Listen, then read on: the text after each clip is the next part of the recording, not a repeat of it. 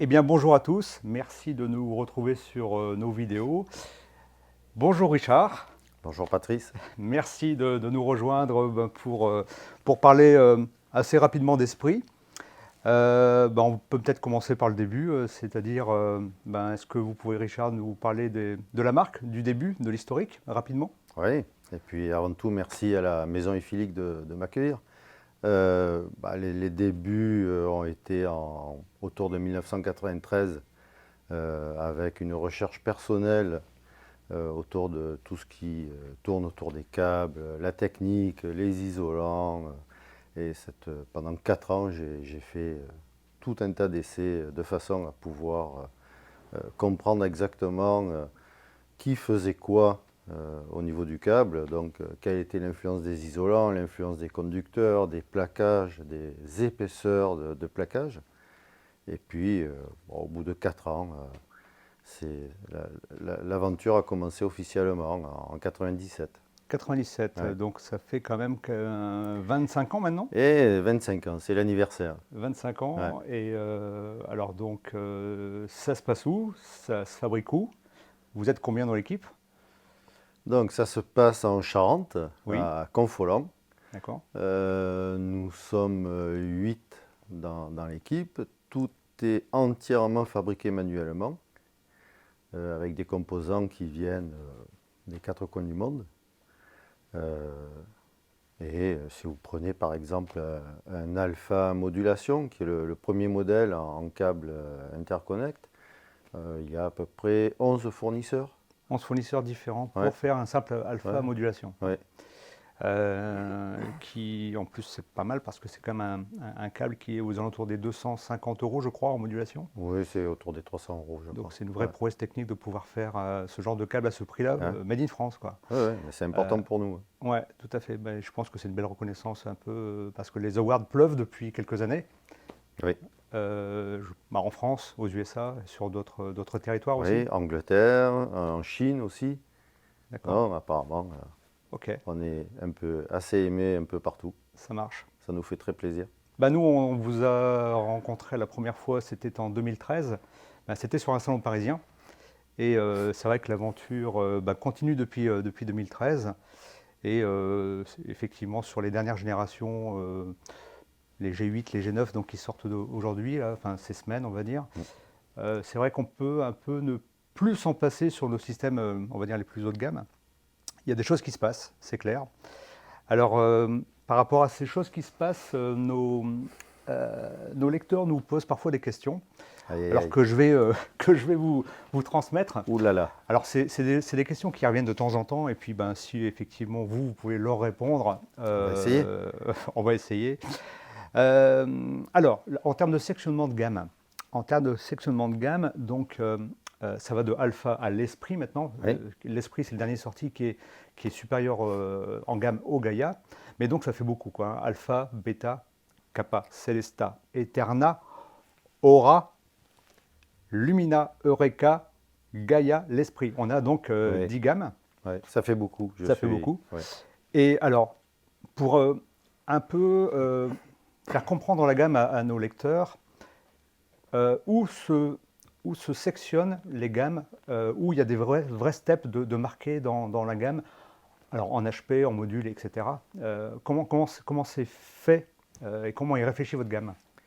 Alors, le step existe à chaque niveau de gamme. Entre un alpha, un bêta, un kappa, il y a de toute façon à chaque fois un step. Parce que je n'aimerais pas vendre un produit pour vendre un produit.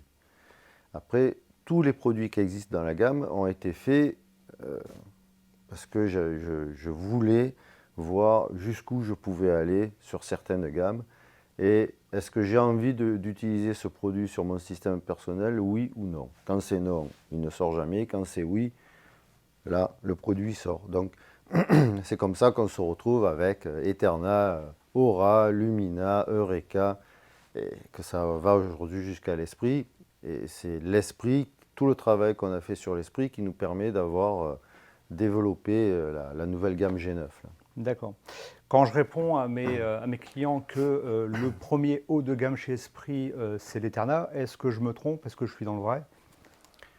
Alors c'est vrai dans le sens où c'est le premier de la famille des câbles polarisés, mais je crois que, on va dire, alpha, bêta, kappa, célesta sont malgré tout traités comme des câbles haut de gamme, avec des connecteurs en cuivre pur, avec un plaquage argent de forte épaisseur. Enfin vraiment, on met tout ce qu'il faut, tout ce qu'on peut mettre à ce niveau de tarif pour faire le câble le plus musical possible et le D'accord. plus naturel possible.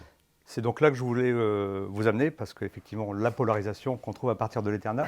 Donc l'Eterna G9 qu'on a ici, donc c'est une nouveauté, donc ici en modulation RCA. Alors, ça m'amène à une deuxième question de nos clients. À quoi sert cette polarisation et si vous pouvez nous expliquer un petit peu comment c'est monté. Je vous les passe peut-être. Allez, alors déjà il faut savoir que le premier câble polarisé chez nous est sorti fin 99 et c'est par rapport à des articles parus dans l'Audiophile en 1988 ou qui décrivaient déjà ce genre de système. Alors on n'est pas les seuls à faire ça, mais voilà, nous c'est depuis fin 99.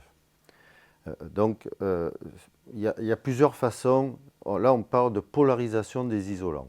Il y a plusieurs façons de considérer un isolant. Comme un isolant où il n'y a aucun déplacement de charge, ou comme un très très très mauvais conducteur où il y a de très faibles déplacements de charge. Donc, quand on le considère comme ça, on s'aperçoit, là on ouvre une fenêtre sur tout un tas de choses qui fait qu'on peut comprendre qu'un isolant va absorber et perturber une partie du signal musical que le câble est chargé de véhiculer. Donc nous appliquons une tension de 12 volts sur les isolants afin de les saturer avec cette tension, ce qui les rend plus performants car ils absorbent moins, on peut parler d'effet de peau aussi, le signal musical. Et D'accord. ça fait vraiment des écarts à l'écoute très importants. Je confirme, sur des Voilà. systèmes bien Ouais, équilibrés, tout à fait. on entend des choses en Ben termes oui. de silence, etc. Alors c'est du 12 volts. Et alors, la durée des piles, des accus, Bon, il faut compter 5-6 ans à peu près, parce 5-6 qu'il n'y a ans. aucune consommation. La consommation est pendant une semaine, 10 jours, et après c'est stabilisé. D'accord. Hein, il faut considérer le câble comme un condensateur qui se charge très lentement. Donc oui, c'est 5-6 ans. D'accord. Alors donc, comme on l'a dit tout à l'heure en début de conversation, on est donc à la gamme G9 au bout Oui. de 25 ans, donc qui sort là au mois de janvier 2022. Alors qu'est-ce que ça apporte de plus, la G9? Alors moi je repère déjà des détails esthétiques, mais au niveau technique, entre G8 et G9, qu'est-ce qui change et qu'est-ce qui change aussi à l'écoute? Alors techniquement, on a revu le schéma des écrans de blindage. C'est toujours notre blindage partiel.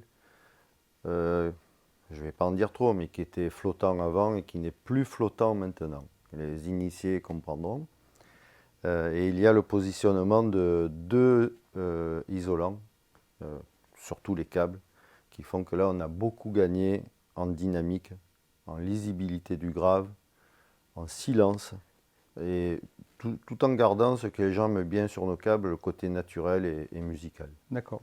Et puis moi qui vous suis depuis de longues années, je vois que vous revenez à vos premiers amours. Oui, c'est un clin d'œil. C'est un clin d'œil, donc Ouais. effectivement maintenant vos gravures sont dorées. Voilà, c'est chouette, hein?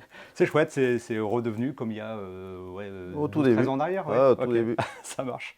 Donc voilà, donc ça c'est un câble qui moi, chez eFeeling qu'on considère vraiment excellent, qu'on utilise beaucoup en XLR ou en RCA sur les installations milieu à haut de gamme. L'Eterna, c'est vraiment, je pense, le cœur de gamme. Il Je est crois. alors ce modèle est à environ à 2000 euros la paire en 1,20 m pour la version RCA. Et c'est vrai qu'il peut vraiment transfigurer un système si on prend la peine de le roder. Alors au niveau du rodage, qu'est-ce que vous pouvez dire à nos clients sur le rodage? Alors, le rodage. Ça, c'est le sujet qui énerve tout le monde. Moi, je dirais que quand on parle de rodage, c'est un abus de langage. Moi, je parlerai de mise en fonction. Donc, si on revient à ce que j'ai dit avant, où le câble est un condensateur, on comprend bien qu'il y a un moment où il y a une partie de charge qui s'effectue. Cette charge des diélectriques, des isolants, se fait très lentement. Donc c'est pour ça qu'on parle d'un rodage de 100, 150, 200 heures. Mais c'est vrai que si on fait le parallèle avec le rodage d'un moteur où effectivement il y a une usure des pièces de façon à ce que tout soit ajusté parfaitement en place, là ça ne se passe pas comme ça. Là c'est vraiment une mise en fonction, donc une polarisation des isolants. Qu'ils fassent partie de la gamme polarisée ou pas, les isolants vont se polariser avec le signal.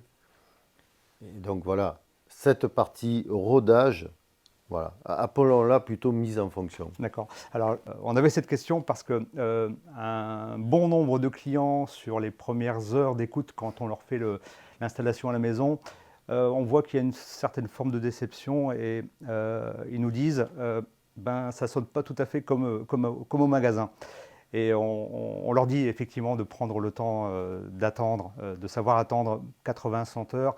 Et quand les clients nous retéléphonent ou nous rendent visite à nouveau, bah effectivement, ils ont compris qu'il y avait des choses qui s'établissaient dans le temps et c'est important. Pendant une cinquantaine d'heures, c'est remontant dans l'aigu et un peu étriqué. Ouais. Et après, ça commence à s'assouplir et allez, au bout de 100, 150 heures, on est à quelque chose d'ouvert, naturel, avec l'aigu qui est mat comme la réalité. Donc, d'accord. il faut un peu de patience.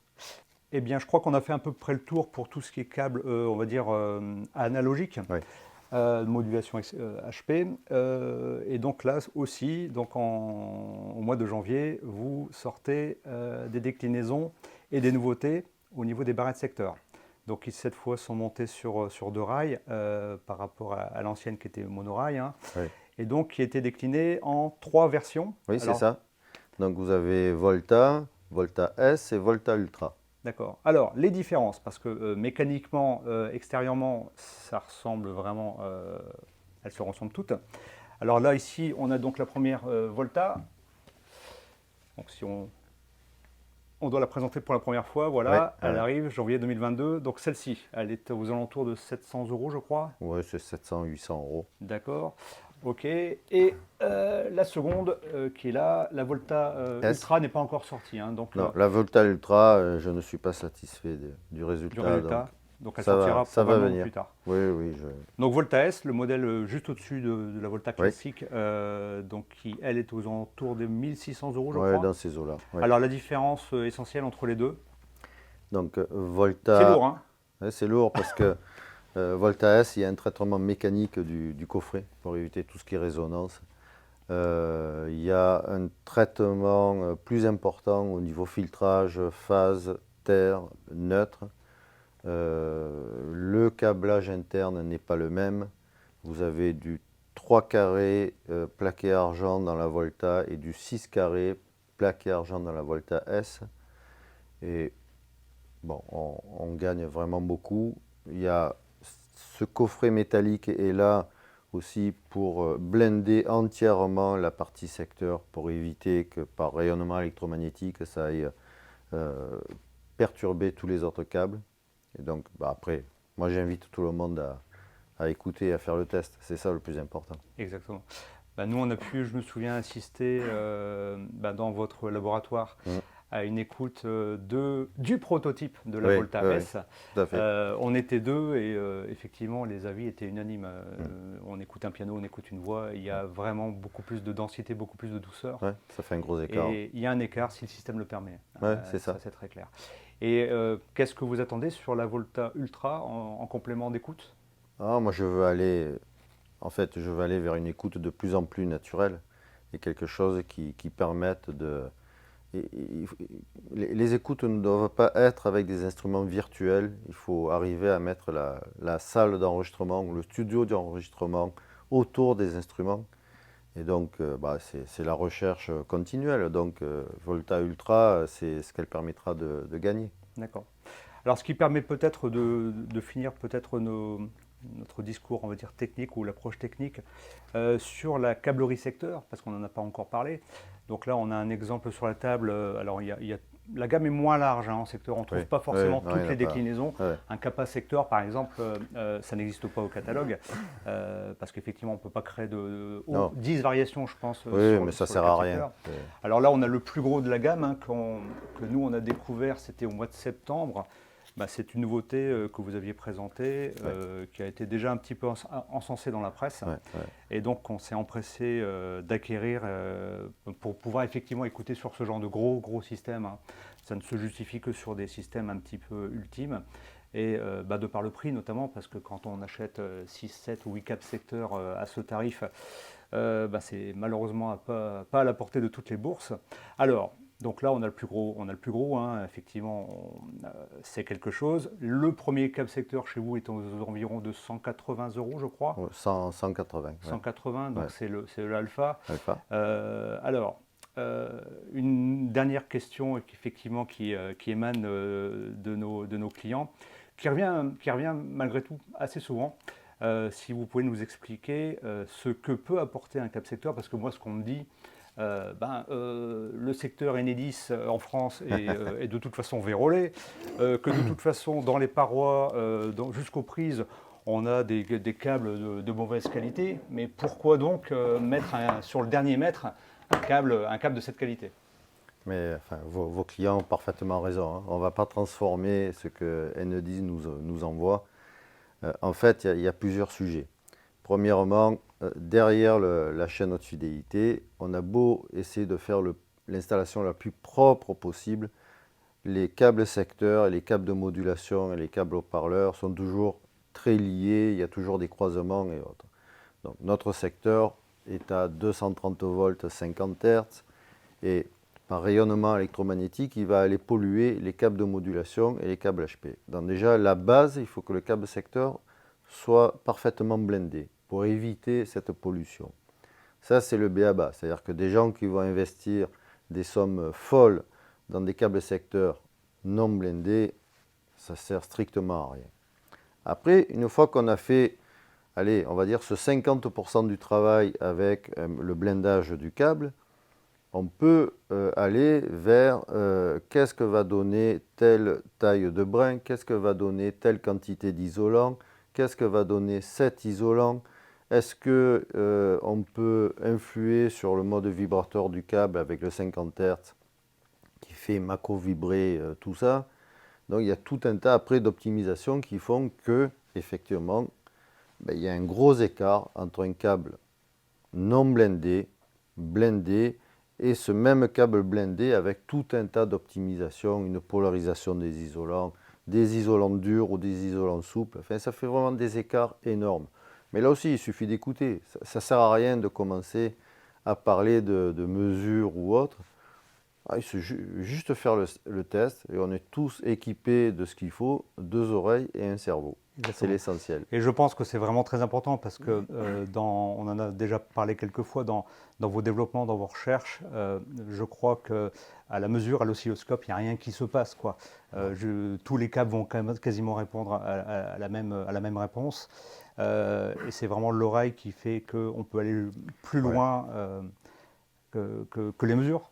En fait, il y a des choses qui sont assez facilement mesurables. Par exemple, c'est très étonnant, mais la différence entre une banane et une fourche, puisque la fourche, on peut serrer très fort et la banane compte sur son effet ressort pour faire contact. Donc on s'aperçoit qu'à la mesure, là, on arrive à discerner des choses, mais enfin, ce n'est pas énorme.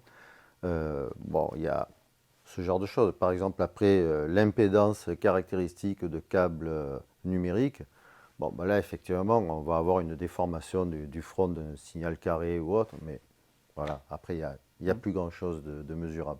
En tout cas, chez eFeeling, on salue vraiment vos recherches, vos développements, parce que je me souviens, quand vous êtes venu avec quelques câbles encore dans l'état prototype, on se demandait tous pourquoi, au bout d'un quart d'heure, le câble secteur ne sonnait plus correctement. Et effectivement, ce nombre d'optimisations doit vraiment être très chronophage, je suppose. Mais en tout cas, le résultat final est toujours excellent et irréprochable. Donc toute la gamme Esprit est effectivement représentée au magasin. On a de l'Alpha jusqu'effectivement la gamme l'Esprit, qui est au-dessus de la Gaia, la dernière gamme. venez effectivement vous rendre compte de l'apport d'un cap secteur. On peut prendre le temps de démontrer un cap secteur A, B ou C, Oui, bien sûr. que ce soit sur un ampli, que ce soit sur un DAC. Les sources sont vraiment sujettes aux perturbations secteur. On se fera toujours un plaisir de faire une démonstration de comparaison de câbles dans votre gamme. Et effectivement, je pense que si on a un tout petit peu d'oreille, c'est quelques secondes pour pouvoir juger Oui, tout à fait. de l'apport d'un câble. En termes d'évolution, Richard, qu'est-ce que vous prévoyez sur le milieu long terme? Alors, là, il y a déjà la nouvelle gamme G9, donc c'est vraiment une belle et grosse évolution pour nous. Et bon, il y a quelques nouveautés, surprises qui vont arriver tranquillement, mais il ne faut pas tout dévoiler. On va pas tout Attendons, dévoiler. oui, ça va arriver. Alors j'ai effectivement la petite idée de la surprise que j'attends fermement parce qu'elle nous manque un peu au catalogue. Et à chaque fois, cette surprise, sans la citer, a fait un effet waouh à tous les auditeurs, Ah, absolument ouais, tous les auditeurs. ouais, ouais. Mais ça, je suppose que ce sera pour mars, Oui, voire ça un va peu plus arriver. tard. Oui, oui. Ok. Merci d'être venu, Richard. Merci pour toutes les explications. C'était vraiment un plaisir d'échanger avec vous. Ben, merci Patrice pour l'accueil. À bientôt. Merci à vous.